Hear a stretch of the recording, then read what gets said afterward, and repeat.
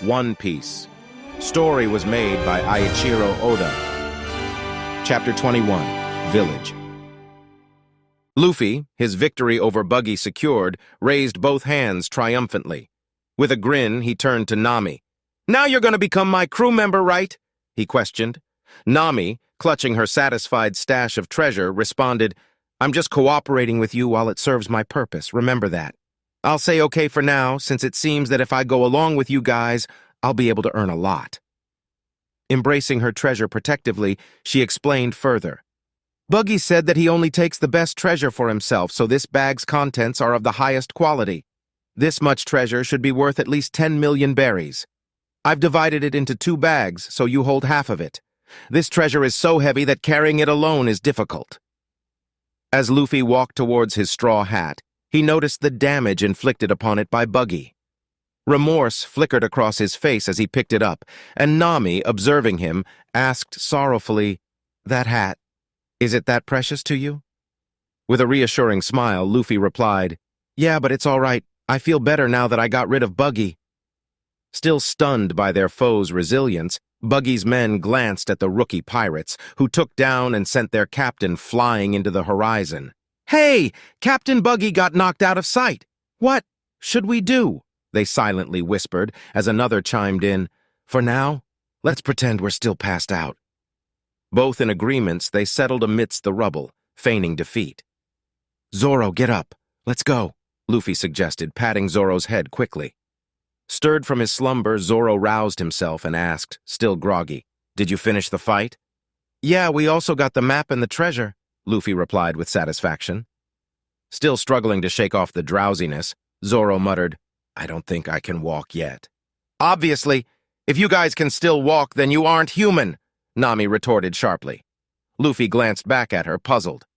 "Why did you include me?" he questioned as she snapped back.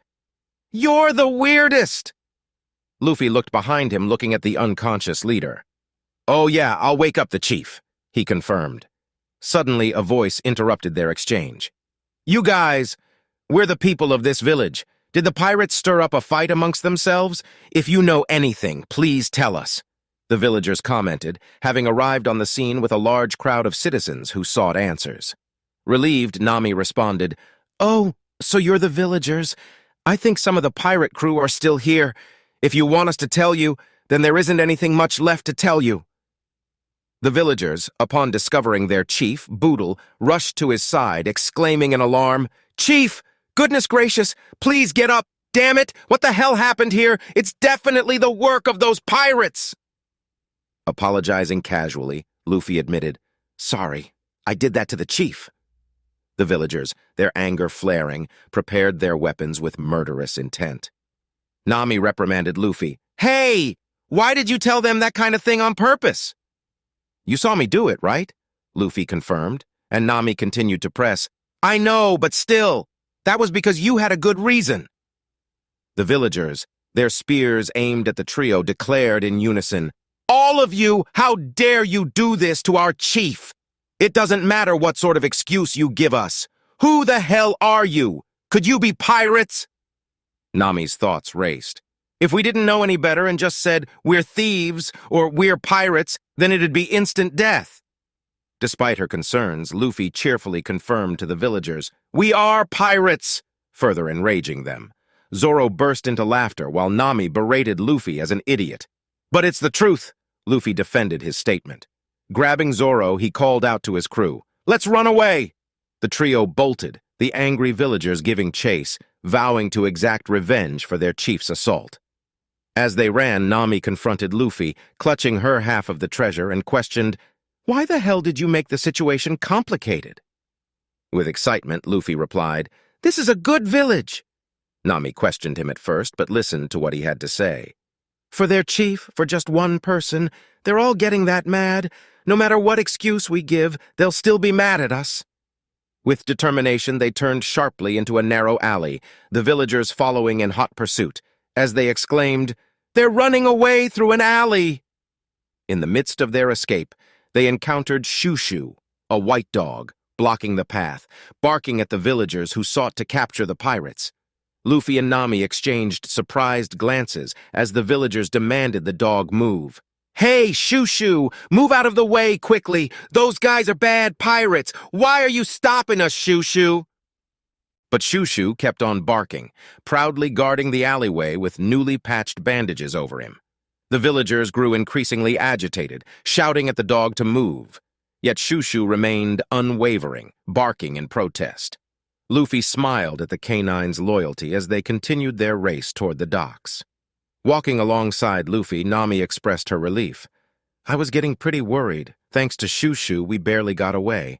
Why does it always end up this way?" She pondered aloud. Luffy shrugged off the villagers' opinions, declaring, "Who cares what they think? We did what we came to do." "Well, it's not quite like that," she countered. Observing the two boats ahead, Luffy looked at the Nami's ship as he remarked, "Is this your boat? Wow, it's cool. I envy you." Nami told him briefly, "I don't think so. I stole it from a bunch of stupid pirates." As they approached the boat, 3 of Buggy's crew, from whom Nami had previously stolen the vessel, suddenly appeared on the scene. They laughed gleefully, taunting her, "We have been waiting for you, thief! We knew you'd come back if we stayed here. I never dreamed that we'd see this boat again in this very harbor after you stole it. You won't be able to say that you've forgotten us." Puzzled by the encounter, Luffy turned to Nami and asked, "You know them?" Nami paused for a moment, memories flickering in her eyes, and replied, "Sort of." "Sort of? We have a long history," the 3 pirates exclaimed in unison. "So you have a gang now? I guess we get to teach you all a lesson." The pirate trio hopped out of the ship, approaching the unconscious figure over Luffy's shoulder with derisive laughter. He then patted his face mockingly, taunting him. "Stealing from others is such a terrible thing to do. Man, don't faint like a coward. Stupid. Hey, hold your face up properly." With a glare that sent shivers down their spines, Zoro lifted his head, and the 3 pirates, consumed by fear, fled in panic. They jumped into the sea and swam away as fast as they could, desperate to escape Zoro's wrath. At the heart of the town, amidst the chaos and destruction, a concerned villager noticed Mayor Boodle regaining consciousness. The townspeople gathered around him, relief evident in their voices. "I'm so glad you're all right," they exclaimed. "Just what on earth happened, Chief?" Boodle rose to his feet, his gaze falling upon the wreckage of the once vibrant pub. A wise old villager chimed in, adding, "When we arrived, it was already like this. Did you see anything?" The mayor was in disbelief, struggling to comprehend the events that had unfolded. Before he could collect his thoughts, another villager stepped forward, eager to share his account. "Until just a while ago, these 3 weird guys were—" "Those kids! Were those kids still alive?" Boodle interjected, his voice laced with anger. "That idiot! Doing such a rude thing to an old guy like me! How dare he!" The mayor's thoughts raced with fury. Attempting to calm the situation, the concerned villagers spoke up. "Don't worry, we chased those idiots away, but I'm still pretty mad. It was like they were laughing at us. Those kids don't know how mad we are about the damage done to our village. We should probably go and catch those kids." "Shut up!" Boodle's voice boomed with anger. "Only one person has the right to be mad at those kids. Only me. I won't forgive anyone who says anything bad about those kids other than me." The villagers were taken aback by the mayor's vehement defense of the troublemaking youngsters. They questioned him, "Why are you siding with those pirates, Chief?"